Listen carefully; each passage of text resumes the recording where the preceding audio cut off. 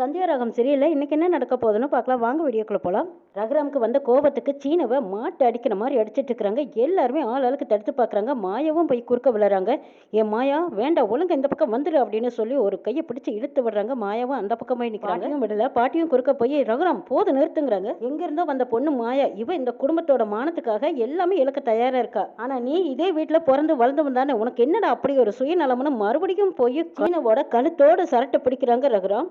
உனக்கு என்னடா அப்படி ஒரு பிடிவாதம்னு சொல்லிட்டு மறுபடியும் ரகுராம் சீனுவை அடிக்கிறதுக்கு போறாங்க. சிவராமன் ஓடி தடுக்கிறாங்க.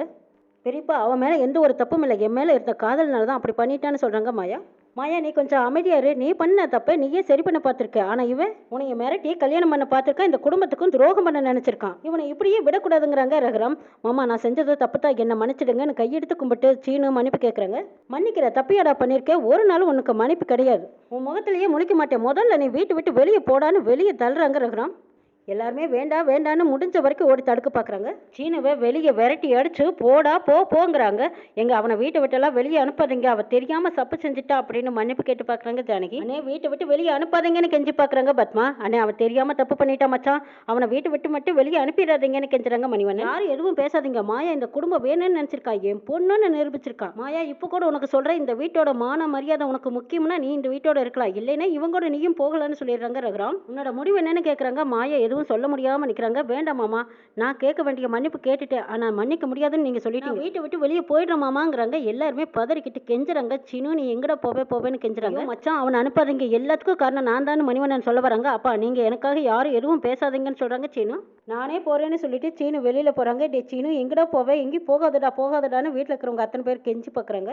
ரகுராம் வீட்டில் எல்லாரும் ஆளுக்கு ஒரு மூலையில சோறு தண்ணி திங்காம அவங்கவுங்க சோகமா உட்காந்துருக்காங்க. மாயாவுக்கு மனசே கேட்கல. மாடி ஏறி போய் சீனு போன தடத்தை பார்க்கலான்னு போறாங்க. சீனு கதவுக்கிட்டே நிக்கிறத பார்த்த மாயாவுக்கு பக்குன்னு ஆகுது. சீனு மாயாவை பார்க்குறாங்க. சாரி மாயா, நீ எனக்கு கிடைக்கவே மாட்டியோ அப்படிங்கிற ஒரு பயத்தை தான் நான் இப்படி ஒரு காரியத்தை பண்ணிட்டேன்னு மன்னிப்பு கேட்டுக்கிறாங்க சீனு. மாயாவும் சீனுவை பார்த்துட்டு, சாரி சீனு, பெரியப்பா உன்னை அடிச்சு இந்த அளவுக்கு வெளியே விரட்டுவாங்கன்னு நான் நினைச்சு கூட பார்க்கலன்னு நினைக்கிறாங்க மாயா. மணிவண்ணன் வெளியில வந்து சீனுவை பார்த்துட்டு பதறிக்கிட்டு ஓடி வந்து, டே சீனு, ராத்திரி முழுக்க வெடி இங்கே தான் நின்னையான்னு கேட்குறாங்க. ஆமாப்பா, எனக்கு வேற எதுவும் வீடு இருக்குன்னு கேட்குறாங்க சீனு. மாமா தான் வீட்டுக்குள்ளேயே வர வேண்டான்னு சொல்லிட்டாங்களே, எனக்கு வேற எங்கே போகிறதுனே தெரியல, அதனால தான் இங்கேயே நிற்கிறேங்கிறாங்க. டே சீனு, என்னை மன்னிச்சிருடா, உன்னோட இந்த நிலைமைக்கு ஆளானதுக்கு காரணமே நான் தான்டா, என்னை மன்னிச்சிட்டேன்னு கேட்குறாங்க மணிவண்ணன். அப்பா, நீங்கள் என்ன பண்ணுவீங்க, கல்யாணம் நடக்கும்னு நினச்சிங்க, இதில் உங்கள் தப்பு ஒன்றும் இல்லையேங்கிறாங்க சீனு. உனக்கும் மாயாவுக்கு கல்யாணம் எப்படியாவது நடந்தா போதும்னு நினைச்சேன், ஆனா இந்த கல்யாணம் மட்டும் நடந்திருந்தா இந்த வீட்டுக்கு எவ்வளோ பெரிய அவமானம் வந்திருக்கும்னு நான் நினைச்சு கூட பார்க்கலடா. ஆனா உனக்கு இப்படி ஒரு ஐடியாவை கொடுத்துருக்க கூடாது. இல்லப்பா, எப்படி இருந்தாலும் மாயாவை தேடி போயிருப்பேன், அவ மேல வச்சிருந்த காதல் அப்படி. இதுல உங்க தப்பு எதுவுமே இல்லப்பா, என்னை பற்றி மட்டும்தான் நான் யோசிச்சேன், நான் குடும்பத்தை பத்தி யோசிக்காம போயிட்டேன். ஒருவேளை எனக்கும் மாயாவுக்கு கல்யாணம் நடந்திருந்தா மாமா ஊர்க்காரங்க காலையெல்லாம் விழுந்திருப்பாங்கல்ல, நான் எடுத்த முடிவு தான்ப்பா தப்புங்கிறாங்க சீனு. டே சீனு, எனக்கு என்ன பண்றதுன்னே தெரியல, என்ன மாதிரி நீயும் ஆயிடக்கூடாதுன்னு நினைச்சேன், ஆனா அடுத்து உன் வாழ்க்கை எப்படி ஆக போகுதுன்னு எனக்கு தெரியலையேடான்னு அழுகுறாங்க மணிவண்ணன். ஏ சீனு, மச்சா உன்னை இங்க பார்த்தாருன்னா எச்சா கோவப்படுவாரு, நீ ஒரு 2-3 நாளைக்கு போய் உன் ஃப்ரெண்டு வீட்டுல தங்கிக்கூடாதுப்பா, மாமா என்னை மன்னிக்கிற வரைக்கும் நான் இங்க தான் இருப்பேன், எங்கேயும் போக மாட்டேங்கிறாங்க. சரி இருடா சீனு, நான் போய் மச்சாங்கிட்ட பேசிட்டு வராங்கிறாங்க மணிவண்ணன். அப்போ அது தப்பா போயிடும், உங்க மேலேயும் அப்ப மாமா கோவப்படுவார், வேண்டாங்கிறாங்க சீனு. மாமாவோட மனசு பாடுற வரைக்கும் நான் இங்க தான் இருப்பேன், எங்கேயும் போக மாட்டேன், இங்க தான் இருப்பேன்னு சொல்லிட்டு சீனு அதே இடத்துல அழுதுகிட்டு நிக்கிறாங்க. மணிவண்ணன் சரிடான்ட்டு உள்ள போறாங்க. பத்மா ஜன்னல் வழியா பார்த்துக்கிட்டு அழுதுகிட்டே நிக்கிறாங்க. பார்வதி வந்து, அண்ணி அழுகாதீங்கன்னு சொல்றாங்க. பாரு, அவன் எப்படி அழுதுட்டு நிக்கிறான் பாரு. ஒரு பக்கம் அவன் பேர்ல எனக்கு கோவம் இருந்தாலும் ஒரு பக்கம் மனசே கேட்க மாட்டேங்குது. ஏதோ அவன் பக்கம் மட்டும் தப்பு இருக்கிற மாதிரி அவனை மட்டும் அடிச்சு வெளியே விரட்டிட்டாங்கன்னு சொல்றாங்க பார்வதி. புள்ள பாரு, அனாத மாதிரி தனியே ஒருத்தனை நிக்கிறானேன்னு அழுகுறாங்க பத்மா. மாயா எந்த தப்புமே பண்ணாத மாதிரி வீட்டுக்குள்ள எப்படி சுதந்திரமா இருக்கா பாரு, ஹாயா இருக்காங்கிறாங்க.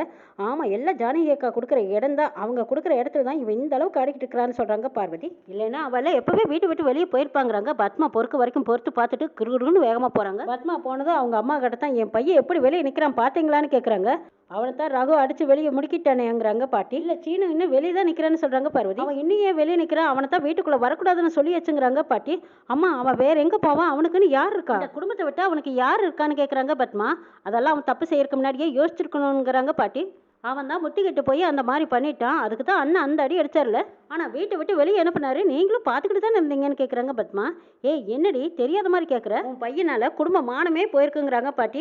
ஏமா அவ தனியாவா கல்யாணம் பண்ணிக்க போயிட்டா? இருந்தாலும் கூட கல்யாணம் பண்ணிக்க போயிருக்கா? மாயாவை வீட்டுக்குள்ள சேர்த்துக்கிட்டீங்க, என் பையனை மட்டும் வெளியே அனுப்பிட்டீங்களான்னு கேட்குறாங்க. மாயா மேலேயே எனக்கு கோவம் இருக்கு. அவ கல்யாணம் பண்ணிக்க போனது அது தப்பு தான். இருந்தாலும் அவனால தான் இன்னைக்கு குடும்ப மானம் காப்பாற்றப்பட்டிருக்கு. ரகுவோட மான மரியாதையும் காப்பாத்திருக்கா. மாயா மட்டும் சரியான நேரத்தில் வரலினா ரகு ஊர்க்காரங்க காலில் விழற மாதிரி ஆயிருக்கும். எல்லாத்துக்கிட்டையும் மன்னிப்பு கேட்கும்படி சூழ்நிலை அமைஞ்சிருக்குங்கிறாங்க பாட்டி. அதுக்காக மாயா மேலே தப்பில்லைன்னு ஆயிடுமா?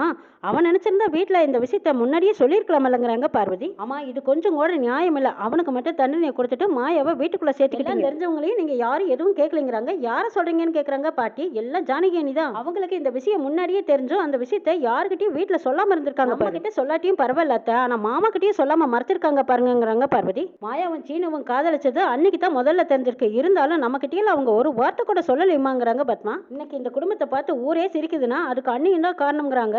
அவங்க முதல்லயே சொல்லியிருந்தாங்கன்னா இந்த விஷயத்துக்கு ஏதாவது ஒரு முடிவு பண்ணியிருக்கலாங்கிறாங்க. ஆமாம் மாயாவும் சீனவும் காதலிக்கிறாங்கன்னு தெரிஞ்சிருந்தோம் மறுபடியும் எதுக்கு அவங்க இந்த வீட்டுக்குள்ளேயே தங்க வைக்கணும்னு கேட்குறாங்க பார்வதி. அவங்க நினச்சிருந்தாங்கன்னா மாயாவை வெளியில் அனுப்பியிருக்கலாங்கிறாங்க. அவங்க எப்படி அனுப்புவாங்க? இன்னைக்கு இந்த குடும்பத்து மேல இருக்கிற அக்கறையை விட அவங்க தங்கச்சி பொண்ணு மேலதானே அக்கறை எடுக்குங்கிறாங்க பத்மா. இவங்க சொல்றது எல்லாம் அவங்க கேட்கறாங்கிறதுனால தான் இந்த மாயாவும் அவங்க இஷ்டத்துக்கு பண்ணிக்கிட்டு இருந்திருக்கா. ஆமா நேராவே உங்ககிட்ட சொல்லிடுற, ஒருவேளை மாயாவை சீனுவையும் சேர்த்து வைக்கலாங்கிற எண்ணத்துல தான் அவங்களும் இதை எல்லாத்துக்கிட்டையும் மறைச்சிருப்பாங்க போல இருக்குங்கிறாங்க பத்மா. ஜானகி அக்கா மட்டும் நினச்சிருந்தாங்கன்னா நம்ம குடும்பத்துக்கும் எங்கள் அக்கா குடும்பத்துக்கும் வந்திருந்த கெட்ட பேரை தடுத்துருந்துருக்கலாம். ஆனால் அவங்க வாய் திறக்காமல் இருந்ததுனால தான் இதனால் பாதிக்கப்பட்டது நம்ம குடும்பமும் எங்கள் அக்கா குடும்பம் தாங்கிறாங்க பார்வதி. சாருவும் கிணத்துல குதிக்கிற அளவுக்கு போயிட்டா. அவளுக்கு மட்டும் ஏதாவது ஒன்று ஆயிருந்ததுன்னா என்னத்தை பண்ணுறது? இவ்வளோ பெரிய விஷயத்தையே அண்ணி மறைச்சிருக்காங்கன்னா இன்னும் என்னெல்லாம் மறைச்சிருக்காங்கன்னு தெரியலையே. இங்கே பாருங்கம்மா, இந்த குடும்பத்தில் உங்களுக்கு அடுத்த பெரிய மனசி அவங்க தான். அவங்களே இப்படி நடந்திருக்காங்கன்னா என்னத்தை சொல்கிறதுங்கிறாங்க. ஏன் இந்த விஷயம் உங்களுக்கு தானே தெரியும், ஏன் நீங்கள் சொல்லியிருக்க கூடாதான்னு கேட்குறாங்க பாட்டி. ஆமாம் அதுக்கும் அண்ணி தான் காரணம். நாங்கள் 2 பேரும் இந்த விஷயத்தை பற்றி போய் சொல்லும்போது இதுமே இந்த பிரச்சனை வராது, நான் பார்த்துக்கிறேன்னு சொல்லிட்டாங்க. நான் பார்த்துக்கிறேன்னு சொன்னாங்க. ஆனால் இப்போ பாருங்களேன், இந்த விஷயம் ஊருக்கே தெரிஞ்சு போச்சு. இனிமேல் என் பையனோட கல்யாணம் நடக்குமா என்னங்கிறதே தெரியல. அவன் வாழ்க்கையே கேள்விக்குறியாயிடுச்சு. எல்லாத்துக்குமே அண்ணி மட்டும்தான் காரணம்னு பத்மாவும் பார்வதியும் சொல்லிட்டு இருக்கிறாங்க. பாட்டி கோவமாக போகிறாங்க. ரகுராம் அவங்க ரூமில் கோவமாக உட்காந்துருக்காங்க. ஜானகி போனது என்னை மன்னிச்சிடுங்க. அவங்க 2 பேர்த்தோட காதல் விஷயத்தை உங்ககிட்ட முன்னாடியே நான் சொல்லியிருக்கணும். உங்ககிட்ட சொல்லக்கூடாது, இதையெல்லாம் மறைக்கணும்னு நான் சத்தியமாக நினைக்கல. நான் உண்மையை தாங்க சொல்கிறேன். இந்த விஷயத்தை பற்றி உங்ககிட்ட பல முறை சொல்கிறதுக்காக நான் முயற்சி பண்ணினேன். அன்றைக்கி கோயிலில் கூட இந்த விஷயத்தை தான் நான் உங்ககிட்ட சொன்னேன். அதுக்குள்ளேயே அப்போ உங்களுக்கு உடம்புக்கு முடியாமல் போச்சுன்னு சொல்கிறாங்க ஜானகி. அப்போது இதுக்கு எல்லாத்துக்கும் காரணம் நான் தானே சொல்ல வரையான்னு கேட்குறாங்க ரகுராம். ஐயோ நான் அப்படி சொல்ல வரல, உங்ககிட்ட சொல்கிறதுக்கான சரியான காரணமும் நேரமும் அமையலின்னு நான் சொல்ல வந்தேங்கிறாங்க ஜானகி. அவங்க மனசில் எந்த இடத்துல வச்சு பார்க்குறீங்கன்னு எனக்கு நல்லாவே தெரியும். உங்கள் 2 பேர்த்துக்குள்ளே இருக்கிற அன்பு உடஞ்சிடக்கூடாதுங்கிறதா என்னோட பயம் எல்லாம். அப்போ நீ நம்பிக்கை துரோகம் பண்ணினது சரிதான்னு ஒத்துக்கிறியான்னு கேட்குறாங்க. என்கிட்ட இருந்த மறைச்சதை நியாயப்படுத்துறியா? ஐயோ நான் எதையுமே நியாயப்படுத்த நினைக்கல. மாயாவும் சீனுவும் அவங்க நம்ம குடும்பத்துக்காக காதலியே தியாகம் பண்ண தயாரா இருந்தாங்க. எனக்கு தெரியுங்க. நான் இப்போ உங்ககிட்ட என்ன காரணம் சொன்னாலும் நான் உங்ககிட்ட இருந்து மறைச்சது தப்புத்தான்னு சொல்லி ஜானகி அழுகிறாங்க. நான் உங்ககிட்ட எல்லாத்தையுமே சொல்லியிருக்கணும். நான் சொல்லாதது என்னோட தப்பு, என்ன மன்னிச்சிடுங்கன்னு சொல்லிக்கிட்டு குமரி குமரி அழுகிறாங்க. இல்ல ஜானகி நீ அழுகாத, நீ என்ன நினைக்கிறேங்கிறத உன் கண்ஜாடியை வச்சே நான் கண்டுபிடிச்சிருவேன். எவ்வளோ பெரிய விஷயத்த மனசுல போட்டு உறுத்திக்கிட்டே இருந்திருக்கேன். அதை எப்படி கவனிக்காம போனேன்னு எனக்கு தான் தெரியல ஜானகி. இந்த குடும்பத்தோட கௌரவம் குறைஞ்சிடக்கூடாதுன்னு நீ தனியாலாம் நின்று போராடிட்டு இருந்திருக்க. ஆனா விதி எப்படிப்பட்ட முடிவோடு இருக்கு பாருங்கிறாங்க ரகுராம். இது எல்லாத்துக்குமே காரணம் நான் தான். எல்லா தப்பு என்னோட தான். நான் இந்த விஷயத்த உங்ககிட்ட முதல்லயே சொல்லியிருந்தா பஞ்சாயத்துல யாரும் உங்களை கேள்வி கேட்டிருக்கிற அளவுக்கு வந்திருக்காது. என்னால் இதெல்லாம் நினச்சி கூட பார்க்க முடியல. சரியான நேரத்தில் சீனவும் மாயாவும் வராமல் இருந்திருந்தா உங்களுக்கு எப்படிப்பட்ட ஒரு அவமானம் வந்திருக்கும். அப்படி ஒரு வேலை நடந்திருந்தா நான் உயிரோடவே இருந்திருக்க மாட்டேன்னு சொல்லி ஜானகி அழுகிறாங்க. வெளியில் பத்மா நாங்கள் வீட்டை விட்டு வெளியே போகிறோன்னு பையன் கையுமா எடுத்துக்கிட்டு வெளியில் வந்துட்டாங்க. ஐயோ பத்மா என்னது வீட்டை விட்டு வெளியே போகிறேன்னு சொல்கிறீங்கன்னு பாட்டி கத்துறாங்க. ஆமாம் நாங்கள் இந்த வீட்டை விட்டு வெளியே போகிறதுக்கு காரணமே மாயா தான். ஒன்றும் மாயா இருக்கணும் இல்லைன்னா நாங்கள் இருக்கணும்னு கேட்டுக்கிறாங்க பத்மா. மாயா இங்கே இருந்தானா நாங்கள் வீட்டை விட்டு வெளியே போயிடுவேன்னு சொல்லி பத்மா ஆர்ப்பாட்டம் பண்ணிட்டு இருக்காங்க. என்ன நடக்க போதுங்கிறதையும் நாளை சொல்ல பார்க்கலாம்.